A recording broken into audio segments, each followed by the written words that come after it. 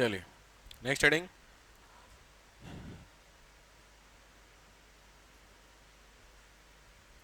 Focus area. Focus area निर्धारित क्षेत्र, focus area निर्धारित क्षेत्र मतलब इंक्लूसिव ग्रोथ के लिए कौन से फोकस एरिया हैं, मतलब किन किन सेक्टर में ध्यान देंगे इंक्लूसिव ग्रोथ होगी।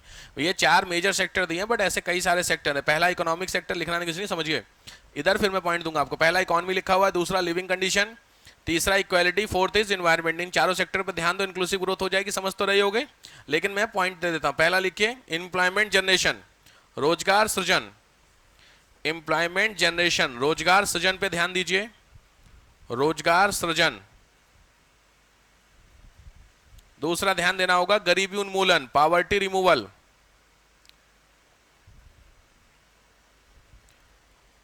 थर्ड ध्यान देना होगा आपको इंडस्ट्रियल डेवलपमेंट, औद्योगिक विकास। फोर्थ ध्यान देना, कॉमन है, पढ़ी हुई चीज है, नई चीज नहीं पढ़ लो, सब आप जानते हैं। एग्रीकल्चर डेवलपमेंट, कृषि विकास। इक्वल डिस्ट्रीब्यूशन ऑफ इनकम, आय का समान वितरण। इक्वल डिस्ट्रीब्यूशन ऑफ इनकम, आय का समान वितरण। फोर्थ फिफ्थ जो भी नंबर है, इन्वायरमेंट प्रोटेक्शन, पर्यावरण संरक्षण।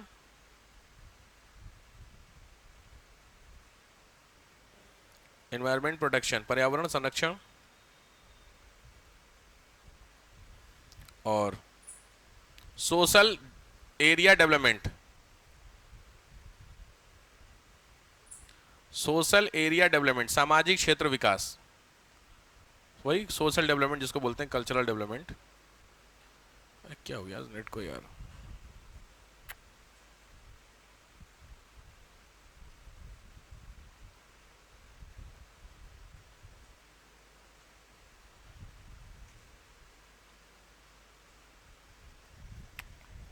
जानवी नेट नहीं चल रहा क्या? नेट नहीं चल रहा है?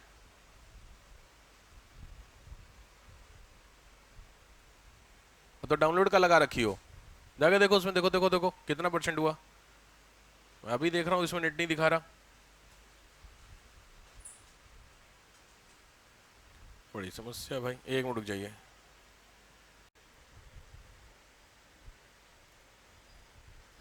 अब आइए नेक्स्ट है इसमें inclusive growth in 5 year plans, पंचवर्षीय योजनाओं में समावेशी विकास। पंचवर्षीय योजनाओं में समावेशी विकास, जो 5 ईयर प्लान हमारे यहाँ चले हैं उनमें जिन कॉन्सेप्ट पे काम किया गया है,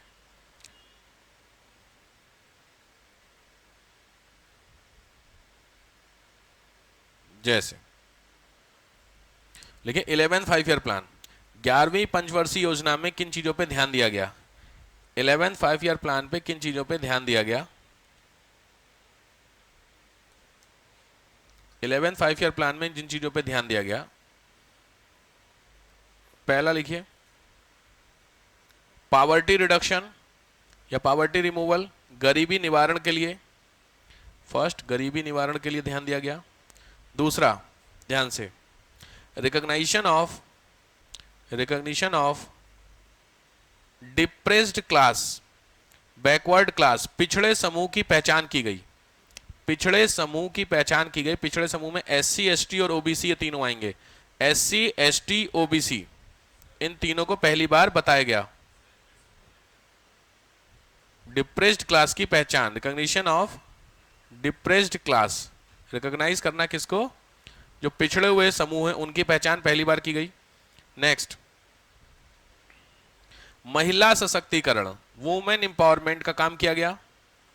ये 2017 मेंस का क्वेश्चन है। अच्छा ठीक, महिला सशक्तिकरण, वुमेन एम्पावरमेंट, कोई 3 फैक्टर बताइए। बहुत वैसे तो टॉपिक सोशल इश्यू का है वुमेन एम्पावरमेंट, लेकिन कौन से 3 आपको लगता है कि वुमेन एम्पावरमेंट में जरूरी है? इक्वल पे होना और सेफ्टी, अच्छा ठीक, और मैटरनिटी लीव, ठीक, और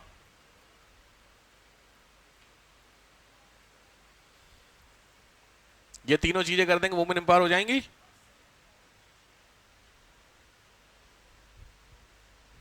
ये जो तीनों बातें आपने बताई, तीनों अगर कर देते हैं वुमेन एम्पावर हो जाएंगी, वही पूछ रहा हूं मैं। इक्वेलिटी कर दें हम, और चलो बताओ, कोई नहीं। ये सब बातें जो आप बता रहे हैं लिखने वाली हैं, ये प्रैक्टिकल ग्राउंड पे एक जो भी आपने बताई है ठीक, उसमें इनकम कुछ हद तक मैं मान सकता हूँ बात, बाकी सारी बातें तो आप वुमेन और मेल की जो अनइक्वालिटी उसको दूर करने के फैक्टर बता रहे हो, एम्पावर करना है वुमेन को। आप समझ नहीं पा रहे हो अभी मेरी बात। सिविल सर्विसेज के आंसर है, हलवा नहीं है कुछ भी लिख दोगे। वुमेन को एम्पावर करने को टेक्निकल चीज लेकर के आई है कि ये फैक्टर हो सकता है तब वुमेन एम्पावर होंगी। अबे हद हो गई। अवेयरनेस जो वर्ड है ना, मैं कसम से बता रहा हूं यार, ये वर्ड हर जगह कोई सेक्टर बसता है चिपकाओ ना, हर जगह अवेयरनेस है भैया, सबको अवेयरनेस चाहिए, अवेयरनेस। इक्वल रिप्रेजेंटेशन, बिल्कुल। किसमें? पार्लियामेंट वर्ड नहीं, डिसीजन मेकिंग अथॉरिटी। पार्लियामेंट तो आपने आप स्पेसिफाई हो गए, पार्लियामेंट आपने बोल मतलब खाली पार्लियामेंट में दे दो बाकी जगहों पे नहीं, तो वर्ड क्या होना चाहिए? ऐसी अथॉरिटी जिसके पास डिसीजन लेने की क्षमता है, वहां पे इक्वल रिप्रेजेंटेशन करिए। ठीक बात, ये चलो मान लिया मैंने। लीडरशिप की ग्रोथ गोल्स, हाँ ठीक बात है, ज्यादा ही हो रहा है आजकल, तो ज्यादा ही हो रहा है, ठीक बात है।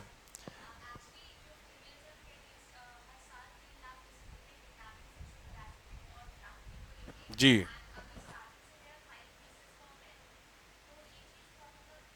एक्सपोज कर दी गई हैं, मैं मान सकता हूँ इस बात को लेकर के। ये हमारी सोसाइटी थोड़ा एक्सेप्ट नहीं कर पा रही है, ये जो रियलिटी है हमारा। मैंने ये तो कल भी मैं आपको क्या बता रहा था कि हम लोग डोमिनेंस, मेल डोमिनेंस है, तो हम ना पचा नहीं पा रहे हैं ये जो। अच्छा, जो लेडीज होती हैं जिनको जला के मार दिया जाता है डाउरी केस में, सुने आपने? डेली पढ़ते हैं केस, हर दूसरे दिन न्यूज़पेपर, दूसरे डेली के न्यूज़पेपर, सारे न्यूज़पेपर में कहीं ना कहीं मिल ही जाएगा, हो जाएगा।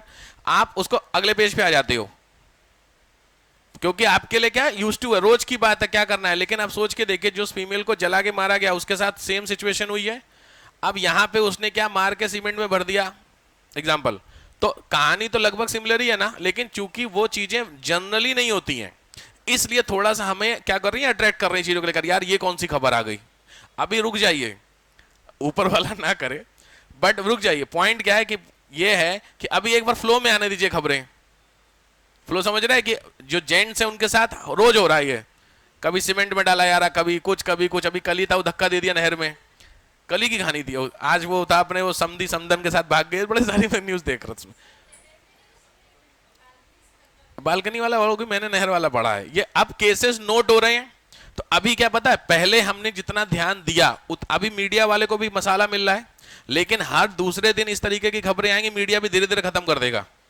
बात समझ रहे हैं? तो बिल्कुल सही बात है, इसमें कहीं मैं एक्सेप्ट कर रहा हूं इस बात को लेकर के। दिक्कत बस ये है, हमारी सोसाइटी एक्सेप्ट नहीं कर पा रही इस बात को कि मेल के साथ ऐसा हो सकता है, क्योंकि ये करने का हक किसको दिया गया है? मेल को।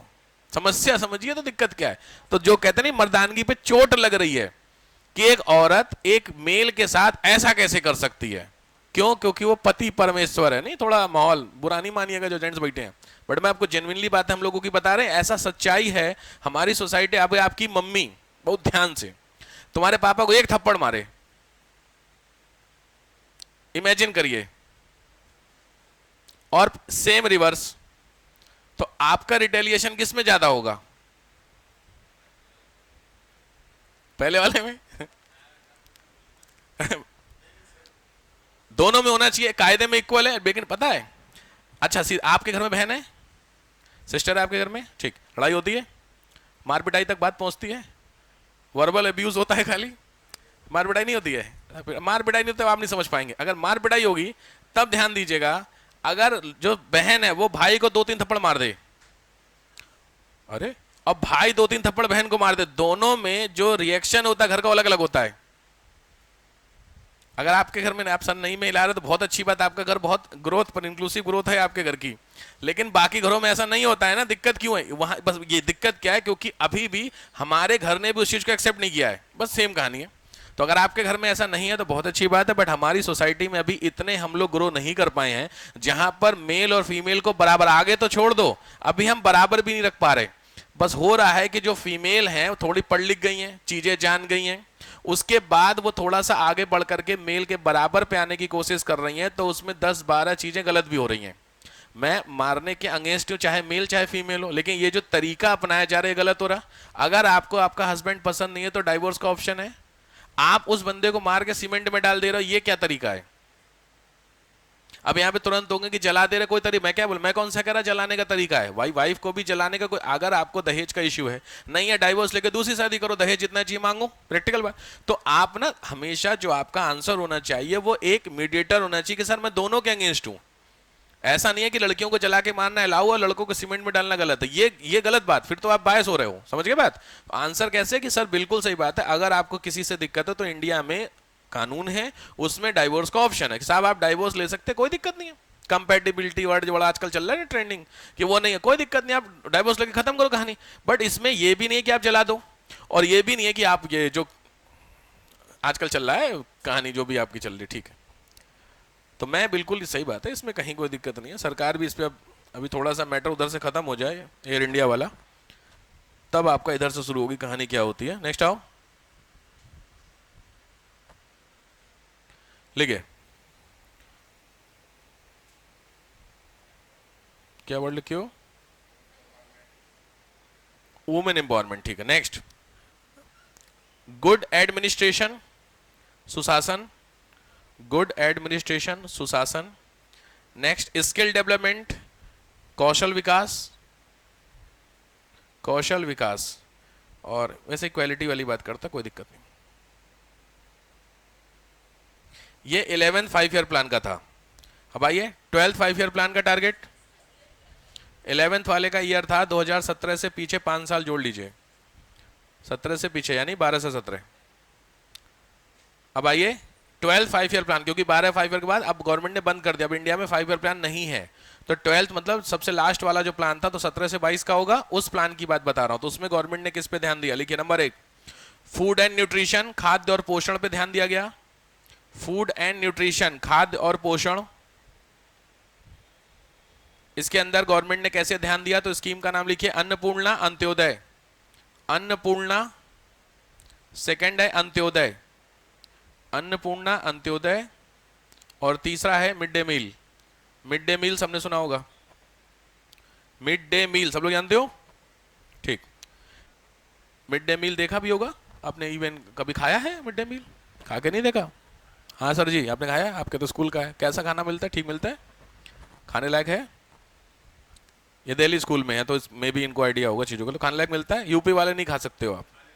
यूपी वाले में, दिल्ली वाले खा सकते हैं, मान सकता हूँ। यूपी वाला जो खाना मिलता है वास्तव में भाई साहब, मैं तो 1 ही 2 बार गया हूँ, बहुत बुरे हाल हैं, लिटरली बहुत बुरे हाल हैं यूपी में, तो बहुत ही बुरे हाल हैं यार। खिचड़ी दी जाती है, और वो भी खिचड़ी क्या है, वो पीला पानी टाइप का होता है, बस वही और ऐसा नहीं वो नहीं, उसमें वो है प्रोटीन है, कार्बोहाइड्रेट है, फला फला नहीं, इतने इतने ग्राम, कुछ नहीं, खिचड़ी है। बाई चांस किसी दिन फ्राइडे के दिन कुछ देते थे, नहीं तो मैं जिस मेरे गांव में देखा था मैं, वहां पे केवल और केवल मिड डे मील में केवल खिचड़ी बना रहे, खिचड़ी में दाल चावल मिला करके एक ही में पानी डाल के दे दे रहे, मतलब समझ रहे बहुत। तो मिड डे मील पिछले गवर्नमेंट का फोकस है थोड़ा सा। नेक्स्ट आओ, हेल्थ इश्यू, स्वास्थ्य देखभाल। हेल्थ इश्यू में एटलीस्ट आपको लिखने पड़ेंगे 2-3 मिशन। पहला है एनएचएम, एनएचएम राष्ट्रीय स्वास्थ्य मिशन, नेशनल हेल्थ मिशन। दूसरा है स्वच्छ भारत, स्वच्छ भारत। तीसरा है आशा, बड़ा इंपॉर्टेंट क्वेश्चन बनता है आशा पे, मेल फीमेल दोनों पे बनता है। आशा समझते हैं सब लोग, ASHA, ASHA, accredited social health activist. Anganwadi सुने हो? आंगनवाड़ी सुना होगा, सबने सुना होगा। तो आंगनवाड़ी में वो जो फीमेल जाती है काम करने के लिए, वो आशा होती हैं, समझ गए? गांव देहात में जो हेल्थ वाली चीजें होती हैं उनको हेल्थ सेंटर, PSC सुने हो? अभी एक वेब सीरीज आई है ग्राम चिकित्सालय, कोशिश कीजिए 4-5 एपिसोड की देखिए, बहुत अच्छी नहीं है, मैंने देखी, मुझे कोई खास नहीं लगी, बट फिर भी आपको कॉन्सेप्ट खुल जाएगा PSC का। हर एक गांव में गवर्नमेंट ने PSC खोले हैं, हर टाउन में SSC खोले हैं, डिस्ट्रिक्ट पे DH हैं। PSC stand for primary health centre, SSC secondary health centre, DH होता है डिस्ट्रिक्ट हॉस्पिटल, जो नहीं जिला चिकित्सालय। तो हर एक गांव में PSC खुला है, मतलब उस गांव में अगर कोई व्यक्ति बीमार पड़ता है तो वो अपने नियर बाई PSC में जा सकता है। तो लॉजिक बात है, अब वो खुद जाए तो ठीक है, अगर वो ज्यादा बीमार है तो उसको वहां तक लेके जाना, तो वो लेके जाने के लिए जो लोग होती हैं उनको ये बोलते हैं जो आपने लिखा हुआ है। उसमें एक फीमेल दिखाई गई, नर्स वर्ड वो दिखाया गया उसमें, लेकर उसी के बच्चे की कहानी पूरी है उसमें, ठीक है। तो ये आशा होती है अंदर। इसमें मेंस के क्वेश्चन कई बार बने हैं कि इंडिया में जो आशा वाला कॉन्सेप्ट है ये बड़ा बेहतर माना जाता है, क्योंकि बहुत सारे लोग हैं हॉस्पिटल जाने से कतराते हैं, अवॉइड करें, कौन जाए यार, नहीं होता घर पे हम सही हो जाएंगे ये वो करके। और उसके कारण इंडिया में कम से कम पिछले 20-22 साल से जो पोलियो है वो खत्म नहीं हो पाया है, क्योंकि पोलियो की वैक्सीनेशन के लिए आप खुद नहीं जाते, सरकार को मजबूरी में आपके घर भेजना पड़ता है पोलियो के लिए, समझ रहे हो। और बहुत बार होता है घर पे कोई अवेलेबल नहीं है, तो जिस बच्चे को कायदे में देना था वो है ही नहीं, जब नहीं है तो पोलियो पॉसिबिलिटी है। इसीलिए सरकार हर, अभी तो पोलियो खत्म हो गया इंडिया से, तो अभी देख रहे हो कहीं आ रहा है ऐड, दो मुंह जिंदगी की खत्म है, क्योंकि रेडिकेट हो चुका है इंडिया से। बट पिछले करीब 5-10 साल पीछे चले आना तो हर दूसरे हफ्ते पोलियो की टीचरों का बड़ा बुरा हाल था है, हाँ 3 साल पहले देख लीजिए, तो टीचरों का बड़ा बुरा हाल था, उनको हर सैटरडे संडे पकड़ लेते थे, चलो गांव गांव जाकर के पोलियो पिला दवाई पिलाते थे बेचारे, बहुत बुरे हाल थे टीचरों में, देखा था उसमें। खैर, तो पोलियो की दवाई आप लोगों ने ले रखी है, पता नहीं, पता नहीं पिताजी ने दिलवाई नहीं दिलवाई, ठीक बात है। पोलियो कहाँ की बीमारी है? पोलियो बॉडी में किस पर्टिकुलर ऑर्गन की बीमारी है? किसकी? लिम्फ्स की। लिम्फ क्या होते हैं? सही बात, हद हो गई यार जो आया बोल दिया है, खत्म बात हो गई। पोलियो बेसिकली आपका कुछ हद तक बेसिकली ये सिंगल डिसीज नहीं है, मतलब सिंगल ऑर्गन डिसीज नहीं होती है। इसमें पहली चीज है आपका ऑर्गन वर्क करना बंद करता है तो वो काम करेगा ब्रेन से, इसका मतलब सीएनएस की बीमारी, सीएनएस मतलब सेंट्रल नर्वस सिस्टम, यानी एक नर्वस सिस्टम हो गया। दूसरा जो वर्ड इन्होंने वर्ड किया लिम्फ, वो तुक्का सही बैठा है। लिम्फ की क्या होता है याद रखिए, सिंपली मसल्स जानते हैं, मसल्स जो होता है वो थोड़ा सा आपने देखा है पोलियो वगैरह में थोड़े हाथ पर मुड़ भी जाते हैं, तो जो मुड़ने वाला सेक्शन है वो तो सीएनएस से काम नहीं करेगा। आपकी बॉडी स्ट्रेट अगर है, अगर कहीं से बेंड कर रही है तो वो नर्वस सिस्टम से तो बेंड नहीं कर रही होगी, तो कुछ और रीजन होंगे, तो वो रीजन लिम्स का होता है, ठीक है। लेकिन बीमारी अगर टिक लगाने के लिए आता है तो सीएनएस की बीमारी होती है, नर्वस सिस्टम की होती है, ठीक। पोलियो की दवाई का कंपोजिशन क्या होता है? अरे रहने दीजिए, कोई दिक्कत नहीं है। वर्ल्ड में कहां है जहां पोलियो अभी तक है अवेलेबल? अभी 2 ऐसे कंट्री है जहां पर पोलियो है राइट नाउ, बाकी दुनिया में 2, Africa is not a country. बोलिए कोई 2 ऐसे देश जहां पर पोलियो है। पहला है आपका पड़ोसी, रीजन उसके पीछे सबसे बड़ा, इंडिया में भी पोलियो पिछले 10-20 साल में जहां पे नोटिस किया गया वो बेसिकली मुस्लिम स्लम है जहां पे पोलियो के केसेस मिल रहे हैं, क्योंकि उनका कहना है कि गवर्नमेंट जो पोलियो की दवाई भेज रहा है वो उनको स्ट्राइल करने के लिए भेजी जा रही है, जिससे वो बच्चे प्रोड्यूस ना कर सके। ये गवर्नमेंट की चाल है, ऐसी सोच है किसकी? मुस्लिम कम्युनिटी की। तो अगर आप दवाई पिलाने जाएंगे तो वो नहीं पिलाएंगे, इवन मार पीट के भगा देंगे। बड़ा खतरनाक केसेस हुए हैं इसको लेकर के। तो पाकिस्तान का पहला केस हुआ, दूसरा केस हुआ है आपका अल्जीरिया में। दोनों मुस्लिम बाहुल्य देश हैं, मुस्लिम मेजोरिटी है, तो लॉजिक बात यही मिलेगी। पूरे WHO कह रहा है यार पिलवा खत्म करो पूरी दुनिया से, जैसे बीमारी बहुत सारी होती हैं जो दुनिया भर से खत्म हो चुकी होंगी, जैसे आपने सुना होगा बहुत कॉमन, बाई चांस हो जाए तो अलग हो जाए, नहीं तो फिर रेयर चांस होते हैं बहुत सारी बीमारी के। कोई बीमारी बता सकते हो खत्म हो गई दुनिया से? स्मॉल पॉक्स भी है कुछ हद तक, या फिर आपने सुना होगा प्लेग, सुना है प्लेग? कहीं सुना है इधर केसेस की प्लेग हुआ यहाँ पर? नहीं, प्लेग आपने इतिहास में पढ़ा होगा, हिस्ट्री में, फला प्लेग नहीं, इंडिया में भी प्लेग से इतने लोग मरे थे, बट अभी सुना है 10-20 साल में केस नहीं, इसका मतलब प्लेग खत्म हो चुका होगा। इस तरीके की बीमारियां होती हैं, बट अगर 1-2 केसेस या 1-2 कंट्री में ये केसेस हैं तो ऑब्वियस बात है दुनिया भर फैलने में कितना टाइम लगेगा भाई? कोरोना एक ही देश का तो केस था और देख लीजिए क्या हुआ, समझ गए? चलो, तो ये आप आशा से हम चलेगा। अच्छा ठीक है, नेक्स्ट, हाँ यही पे तुरंत स्टार लगा के लिख लो, मिशन इंद्रधनुष। इसी में स्वास्थ्य वाले टॉपिक में, हेल्थ वाले में, मिशन इंद्रधनुष स्टार लगा लीजिएगा। मुझे इस वाले इंद्रधनुष पे शॉर्ट नोट्स चाहिए, 100 वर्ड का शॉर्ट नोट्स मिशन इंद्रधनुष पे। 7 बीमारियों को गवर्नमेंट वैक्सीनेशन करती है। आपके घर में अगर बच्चा है, वैक्सीनेशन कराने आप गए होंगे तो उसका एक कार्ड बनता है, बस जानते हो ये सब चीजें। बड़ी समस्या, आप लोगों ना प्रैक्टिकली नॉलेज आपके पास बिल्कुल नहीं है। आप डॉक्टर के हॉस्पिटल गए होगे तो हॉस्पिटल में जाके देखना, वहां पर जो वहां पे होता है ऐड लगा होता है, वहां पे ऊपर लिखा होता है मिशन, ये गवर्नमेंट का रूल है, मिशन इंद्रधनुष, और नीचे 7 बीमारियां होती हैं, उनका वैक्सीनेशन बाकायदा होता है। कम से कम मेरे हिसाब से 7-8 बार ये प्रीलिम्स का क्वेश्चन आ सकता है कि कौन सी बीमारी इसमें नहीं है। 7 बीमारियां कवर होंगी। इंद्रधनुष में 7 कलर होते हैं, तो 7 अलग अलग बीमारियां हैं, सब बाकायदा कलरिंग करके की गई है। तो उसमें कौन सी डिसीज नहीं है, जैसे मीजल्स हो गया, समझ रहे हो, मीजल्स जानते हो, ठीक। नेक्स्ट आइए, रेजिडेंस, आवास। रेजिडेंस, आवास पे फोकस है, इंपॉर्टेंट एक खाली लिख लीजिएगा, उसका नाम है राजीव आवास योजना। प्लान है रेजिडेंस में राजीव आवास योजना। नेक्स्ट, पेयजल, पानी। तो पेयजल में लिखिए राष्ट्रीय ग्रामीण पेयजल कार्यक्रम, national rural drinking water programme, national rural drinking water programme, राष्ट्रीय ग्रामीण पेयजल मिशन। ठीक है, शिक्षा एजुकेशन पे, एजुकेशन पे, एजुकेशन पे कोई भी एक स्कीम में पहला है सर्व शिक्षा अभियान, सर्व शिक्षा अभियान। ठीक है, ठीक।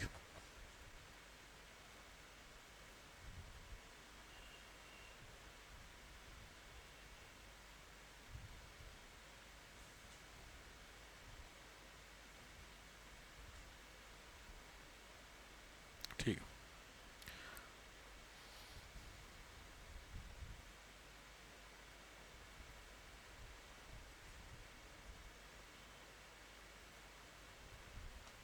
हाँ ठीक है, हो ठीक है।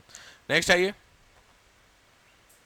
नहीं चिंताएं तो, प्रॉब्लम तो हो गई थी ना, प्रॉब्लम हो गई थी। अरे भाई चैलेंजेस वाले यार, चैलेंजेस हो गए थे ना इकोनॉमिक ग्रोथ के, इंक्लूसिव ग्रोथ के, स्लो इकोनॉमिक डिस्पैरिटी, लो ह्यूमन डेवलपमेंट, क्लाइमेट, ये सब हो गए थे ना, चैलेंजेस नहीं हुए थे।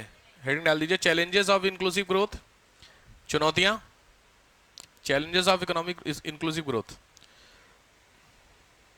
नोट कर लीजिए, सीधे सीधे यही करना है, कुछ एक्स्ट्रा नहीं है। पहला है स्लो इकोनॉमिक ग्रोथ, धीमी आर्थिक वृद्धि,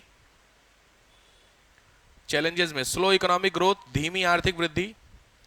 दूसरा है ग्लोबल रिसेशन, वैश्विक मंदी, इंग्लिश वाले बोर्ड पे देखते चले, मैं हिंदी में बोलता चल रहा हूं, वैश्विक मंदी।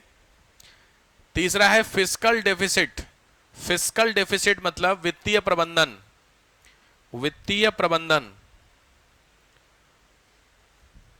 फोर्थ है डिस्पैरिटी, डिस्पैरिटी मतलब असमानता। नेक्स्ट है डिफरेंस, अंतर, डैश, तीन अंतर सामने दिए हैं, income, social, release, income, social और रीजनल। आय स्तर पर अंतर में लिखे, पहला आय, दूसरा है सामाजिक, तीसरा है धर्म, सॉरी क्षेत्र। आय, समाज और क्षेत्र के आधार पर disparity. Next climate change, climate change मतलब जलवायु परिवर्तन। और इंपॉर्टेंट है लास्ट पॉइंट, ब्यूरोक्रेटिक ड्रैग दिया हुआ है। ब्यूरोक्रेटिक ड्रैग का मतलब होता है ब्यूरोक्रेसी में समस्या, लूप होल्स कहां पर है, ब्यूरोक्रेसी में समस्या। तो ये देखो वहां पे लिखा हुआ है रेड टेपिज्म, रेड टेपिज्म का मतलब होता है लाल फीताशाही, लाल फीताशाही समझते हैं, ब्यूरोक्रेसी की सबसे बड़ी दिक्कत है यही रेड टेपिज्म। रेड टेपिज्म का मतलब होता है हम ही हम हैं। आईएएस आदमी अगर जो होता है वो अपने आप को बहुत बड़ी तोप समझता है भी, लेकिन समझना नहीं चाहिए। डिफरेंस समझ रहे हो? मतलब जो आईएएस आईपीएस या बाकी जो क्लास 1 ऑफिसर्स होते हैं उनको लगता है देश वो चला रहे, कायदे में चला वही रहे हैं, लेकिन उसकी फीलिंग अगर उनके अंदर आ गई तो गड़बड़ा गई कहानी। फीलिंग का मतलब फिर अपने आप को क्या समझेंगे, किंग, और आपको क्या समझेंगे, पब्लिक, प्रजा, ये गड़बड़ होती कहानी। जबकि कायदे में क्या समझना चाहिए, सिविल सर्वेंट, वर्ड समझो। तो ये लाल फीताशाही बहुत खतरनाक मानी जाती है। और तीसरा दिया हुआ है गवर्नेंस डेफिसिट, शासन में कमी, गवर्नेंस डेफिसिट, शासन में कमी।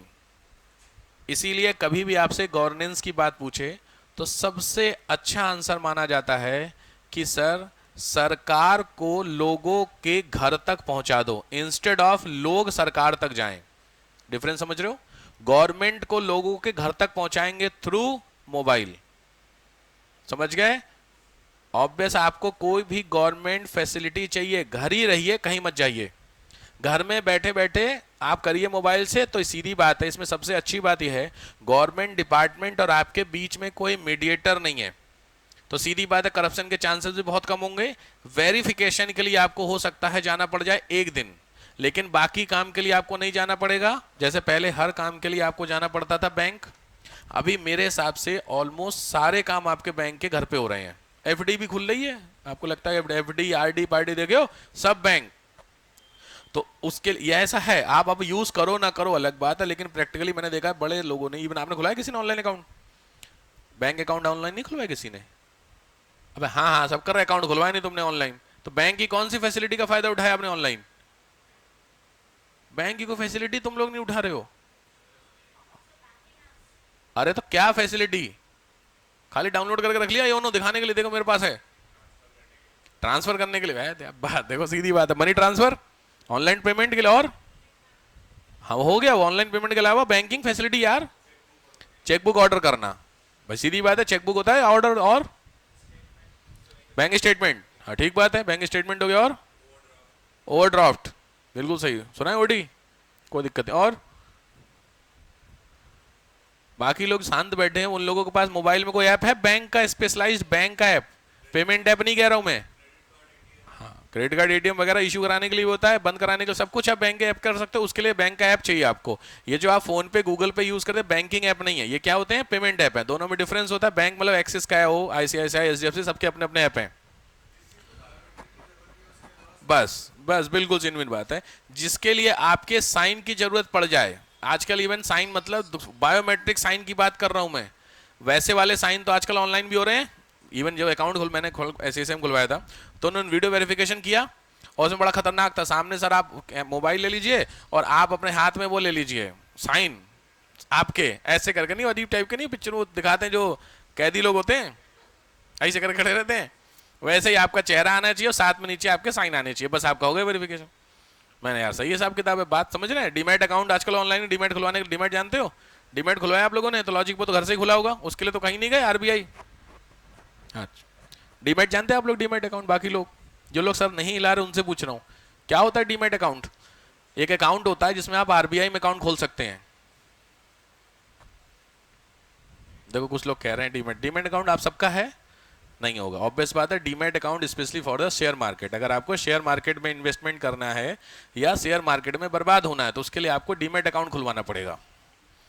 ये सच्चा, अरे अरे 19, अरे मैं तो ये सेबी कह रहा है यार, 100 में से मतलब 10 में से 9.3 लोग हैं जो घाटे में हैं शेयर मार्केट में, मतलब 100 में से 93 मतलब 93% लोग घाटे में चले शेयर मार्केट होता, समझ जाइए बर्बाद होना सीधी बात है, तो उसके लिए डीमैट अकाउंट खुलवाना पड़ेगा, बर्बाद होना तरीके से बर्बाद होइए, ठीक बात है।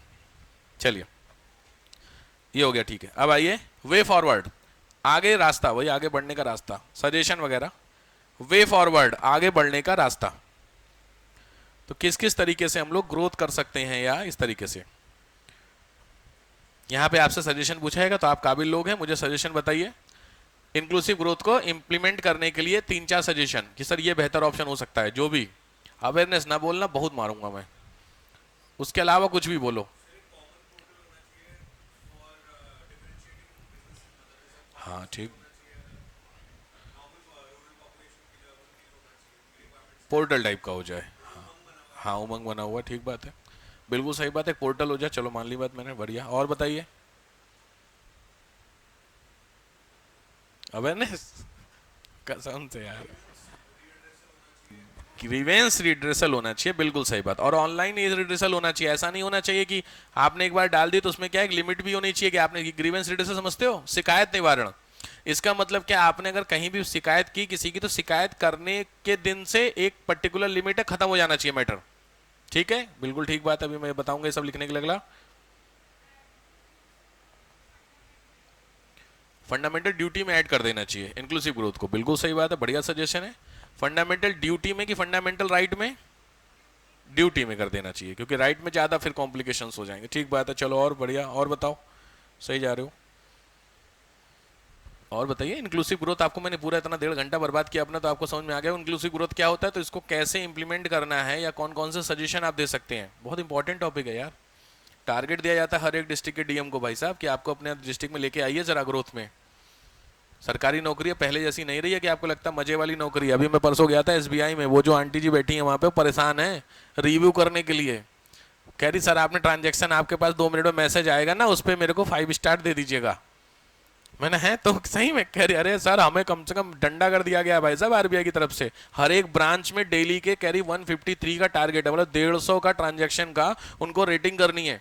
एसबीआई की बात बता रहा हूं मैं, जहाँ पे टेंशन फ्री नौकरी है, एक बार लग गए एसबीआई टेंशन फ्री, मतलब परेशान आत्मा यार, वो जो जा रहा है उससे करिए आपके मोबाइल में मैसेज। एक तो सबसे बड़ी दिक्कत क्या है, एसबीआई एक तो सरकारी है, उनका सर्वर जान दो कितना धीरे चलता है, तो धीरे चलने के कारण मैसेज आ नहीं रहा, और पीछे से डंडा क्या हो रहा है कि रिव्यू कर दो। अब जो बेचारा जिसको मोबाइल के बारे में नहीं आइडिया, रिव्यू कैसे, उसमें लिंक आएगा, खोलना पड़ेगा, तब तो स्टार करने पड़ेंगे आपको।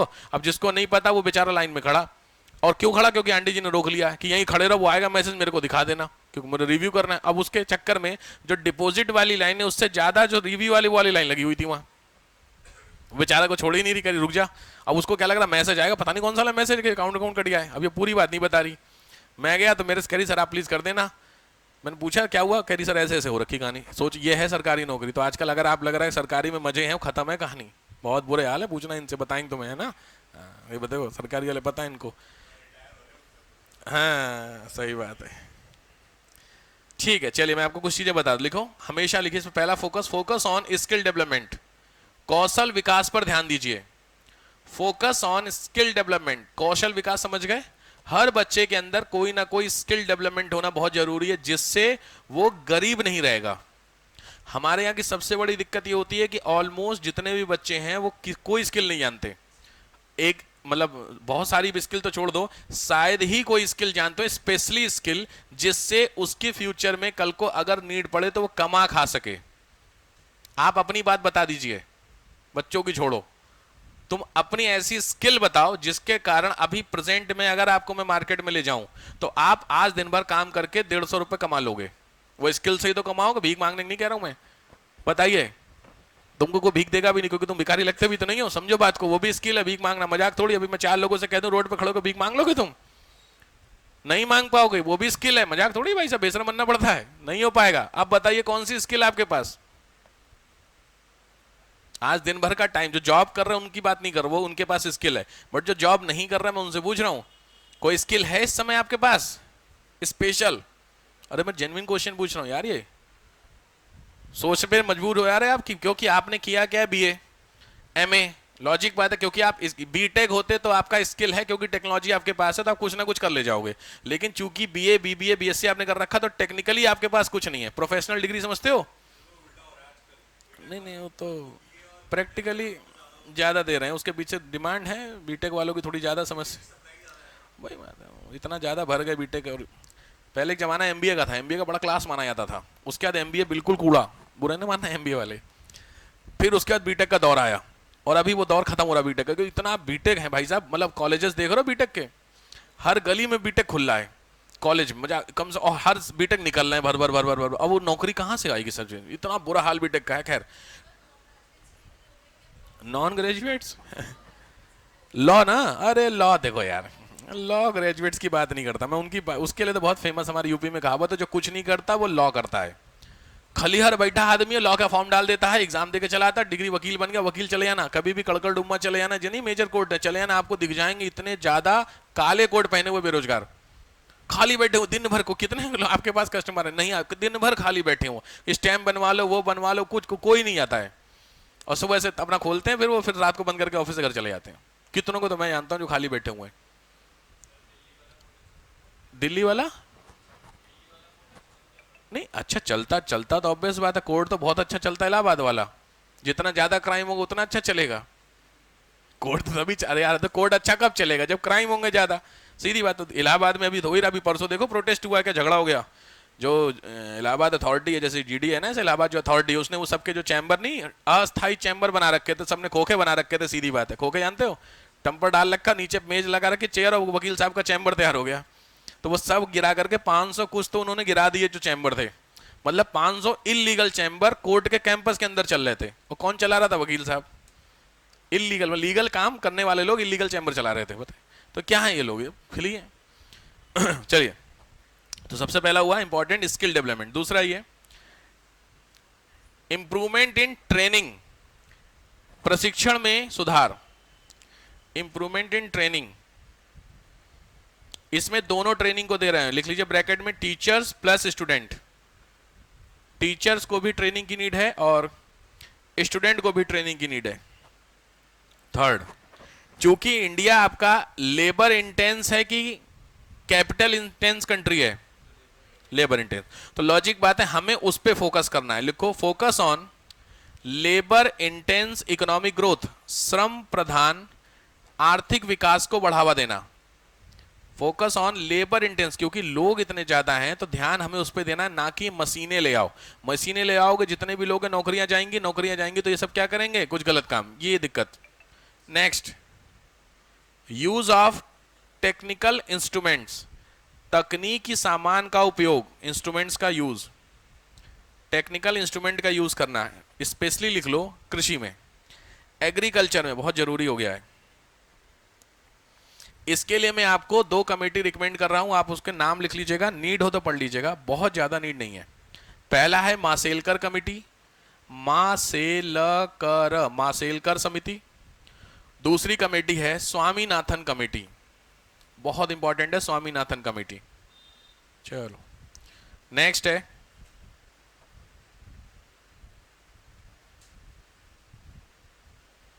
फोकस ऑन टैक्सेशन सिस्टम, कराधान पर ध्यान देना। फोकस ऑन टैक्सेशन सिस्टम, कराधान पर ध्यान, टैक्सेशन पे फोकस करना जरूरी है। प्रोग्रेसिव टैक्स होने चाहिए, जितनी ज्यादा इनकम हो उतना ज्यादा टैक्स बढ़े, ये होना चाहिए, ठीक। नेक्स्ट,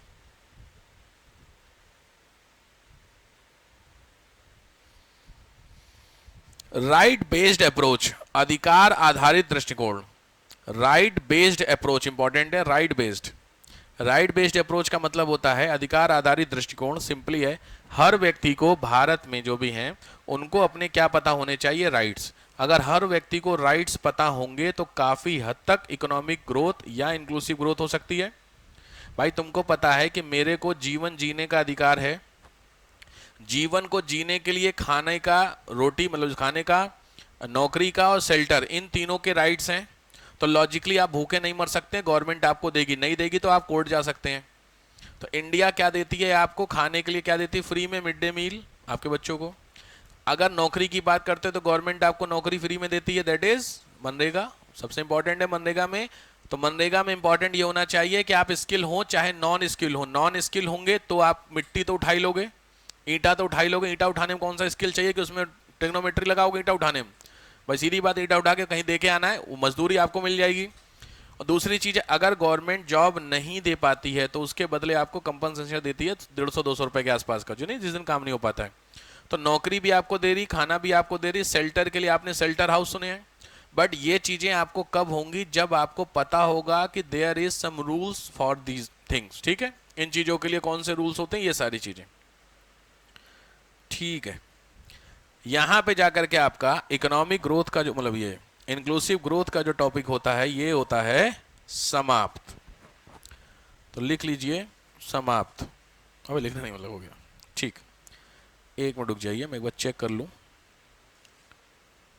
जी। इकोनॉमिक, हाँ ठीक है, काफी इंपॉर्टेंट टॉपिक हो गया। पूरा पीछे का एक राउंड ले लीजिए, जितना भी जो मैंने कराया है। एक बार कहीं कुछ छूटा हो या हो तो फिर मैं अगले पे आता हूं, कहीं कुछ छूटा उटा हो तो एक बार चेक कर लीजिए।